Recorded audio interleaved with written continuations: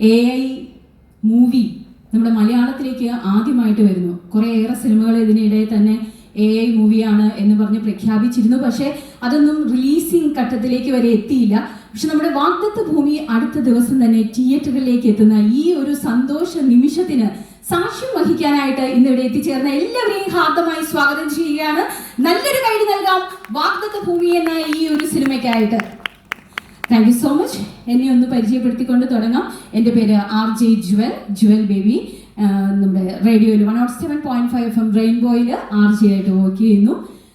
Okay, അപ്പോൾ സിനിമയിലേക്ക് തന്നെ തിരിച്ചു വരികയാണെങ്കിൽ AI എന്ന് പറയുന്നത് നമുക്ക് ഇനി ജീവിതത്തിൽ ഒഴിച്ചുകൂടാൻ വയ്യാത്തൊരു ഘടകമായിട്ട് മാറിക്കഴിഞ്ഞിരിക്കുകയാണ്. നമ്മൾ പറയുമ്പോൾ AI ഒന്നും ഞങ്ങൾക്ക് ആവശ്യമില്ല ഇങ്ങനെയൊക്കെ പറയും. പക്ഷെ കുറച്ച് നാൾ മുമ്പ് നമ്മൾ ഇതുപോലെ തന്നെ പറഞ്ഞിരുന്നു മൊബൈലോ എന്ത്.